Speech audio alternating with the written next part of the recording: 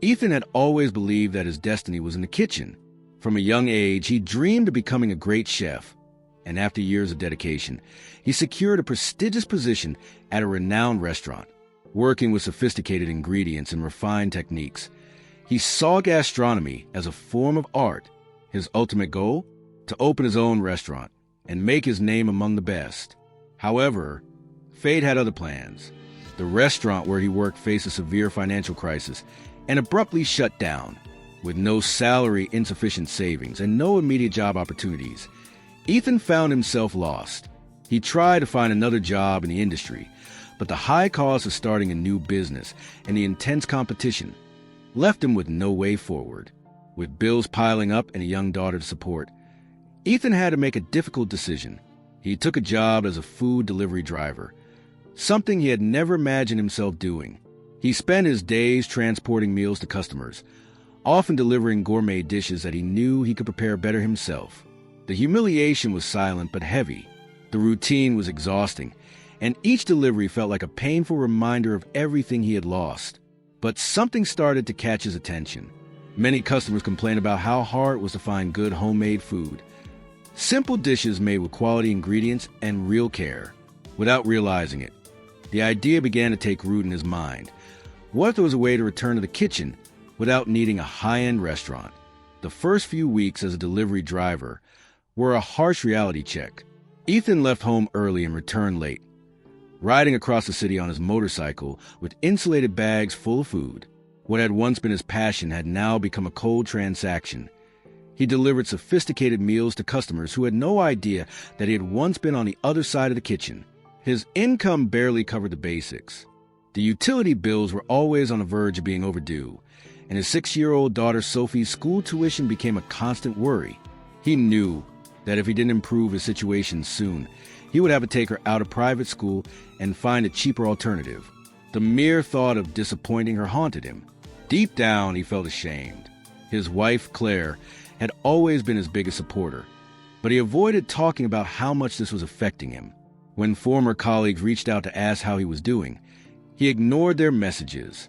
He didn't want to admit that he had gone from being an award-winning chef to delivering fast food orders to strangers. His pride wouldn't allow it.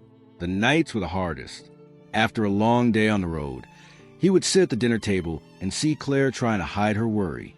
Sophie, too young to understand what was happening, would excitedly talk about the meals he used to cook for her. "Daddy, when will you make that special pasta again?" The innocent question hit him like a punch to the chest. The routine started to take a toll on his mental health. Ethan lost the spark in his eyes, started sleeping poorly, and barely paid attention to what he ate. He had once taken pride in flavors and high-quality ingredients, but now he barely tasted the food he grabbed in between deliveries. The days blurred together, and he constantly asked himself, "Is this my new reality? Is the kitchen forever out of reach?" The turning point came on an ordinary night. He delivered an order to a customer who casually remarked, "I just wish I could find real homemade food. Everything around here is always the same." The words echoed in Ethan's mind. He didn't know this man, but somehow the comment struck a chord. In the following days, Ethan began noticing a pattern. At multiple deliveries, customers expressed frustration about the lack of simple, well-made meals. It was an obvious problem, but no one seemed to be solving it. What if he could fill that gap? The idea was tempting, but also terrifying. How could he invest in something when he was barely making ends meet? Doubt consumed him. He even mentioned the idea to Claire, but insecurity took over. What if no one buys? What if it fails? He didn't want to make another mistake. The last time he dreamed big, he lost everything. Maybe it was safer to accept reality and keep delivering food instead of trying to make his own, but the idea refused to leave his mind. Every day, Ethan mentally crafted simple recipes, affordable dishes that could bring the comfort of real homemade cooking. One night, as he rode through the city, he caught himself mentally creating a menu. He chuckled, realizing what he was doing. Was part of him still hoping he could cook again? The dilemma deepened when he ran into a former colleague at the grocery store. She smiled upon seeing him and asked, "Are you still cooking?" Ethan hesitated, unsure whether to lie or admit the truth. "Not anymore," he answered. And in that moment, he felt the full weight of those words. He was giving up before even trying. That night, when he got home, he found Sophie playing with toy pots and pans. "I'm cooking just like you, Daddy," she said proudly. Something inside him cracked. He didn't want his daughter to see him as someone who had given up. He had to try, no matter how terrifying it seemed. But the question remained. How? Ethan knew he was standing on the edge of an important decision. The fear was still there, but for the first time, something bigger than fear was pushing him forward. The real possibility is starting over. But would he have the courage to take that first step? Ethan spent the entire night tossing and turning, unable to shake the thought about his conversation with his former colleague and Sophie pretending to cook. He knew that if he didn't do something, he would spend the rest of his life wondering, what if? But the doubt was overwhelming. Did he really have what it took to take a risk? The next morning, before heading out for deliveries, he mentioned to Claire the idea of selling homemade meals on his own. To his surprise, not only did she support him, but she had already thought about it before. "You're an incredible chef, Ethan. I see it. The problem is that you stopped believing in yourself." Her words hit him hard. She was right. But there was still one major problem. Money. With no savings and mounting debts, he couldn't just start buying ingredients and hope for the best. Claire suggested something simple. Test the idea without spending much. Cooking just for a few friends and neighbors. He hesitated, but realized this could be a safer way forward. Ethan decided to give it a try. That night, after work, he prepared a simple chicken stew. Something comforting and flavorful. The next day, he brought it to a neighbor who always complimented his cooking. "Tell me what you think. If you like it, I can start selling." The man took a bite and immediately smiled. "If you sell it, I'll buy it in a heartbeat." That small encouragement sparked something inside Ethan. The following week, with Claire's help, he prepared a few portions and quietly advertised them in a local community group. He didn't expect much, but to his surprise, he received 6 orders on the first day. It was nothing compared to running a restaurant, but for someone who had given up on cooking, it was a start. But along with excitement came fear. What if this was just a temporary surge of interest? Could he really turn this into a sustainable business? The thought of setting himself up for disappointment again haunted him. On top of that, he was still working as a delivery driver, meaning he had to balance both jobs without jeopardizing his family's income. Doubts hit him hard when an old restaurant colleague messaged him, asking if he was still out of the game and offering a referral for a new job. The offer was tempting, a steady salary and security. But it also meant giving up completely on his dream of building something of his own. That night, Ethan stood in the kitchen, staring at the ingredients he had bought for the next batch of orders. On one side, the stability of a traditional job. On the other, the uncertainty of a dream that had barely begun.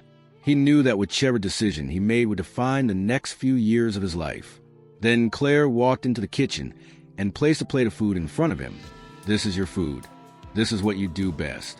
Now, the only question is, do you want to spend the rest of your life cooking for someone else's dream or finally build your own?"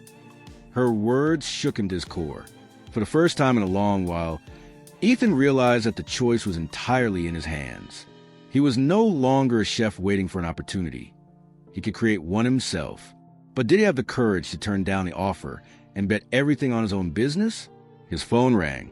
It was the restaurant, waiting for his answer. Across the room, his wife and daughter watched him in silence, waiting to see what he would do. Ethan closed his eyes for a moment, inhaled the aroma of the meal he had just prepared, and took a deep breath. When he answered the call, his heart was pounding. He knew this was the hardest decision of his life. Now, all that was left was to choose.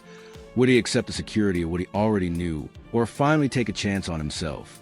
Ethan took a deep breath and, with a confidence he hadn't felt in years, declined the restaurant's offer. For the first time, he chose to bet on himself. In the days that followed, he focused on refining his recipes and expanding his small customer base. Word of mouth spread, and soon orders started increasing. He realized that even without a high-end restaurant, he could still bring joy to people through his food. With every meal he delivered, he rediscovered his passion for cooking. Gradually, he shifted from delivering other restaurants' food to delivering his own. Claire helped with organization, while Sophie playfully declared that they had the best restaurant in the world right there at home. What had started as a timid idea had turned into a small business, bringing stability and, more importantly, purpose back into his life. Over time, Ethan expanded even further. He created a weekly menu, partnered with local producers, and started offering customized dining experiences. What once seemed impossible was now his reality. He learned that real success wasn't about a job title or a prestigious restaurant. It was about creating something meaningful with his own hands. Now, he looks back and realizes that the restaurant's closure wasn't the end.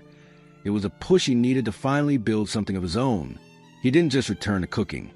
He rediscovered his identity. No matter where he was, as long as he could share his food with others, he would always be a true chef. Failure, in the end, was just the beginning of something new. Today, Ethan shares a story to inspire others facing unexpected new beginnings. His message is clear. Failure is not the end. It's just a change of direction. When you rediscover your passion and learn to adapt it to your reality, new doors open in ways you never imagined.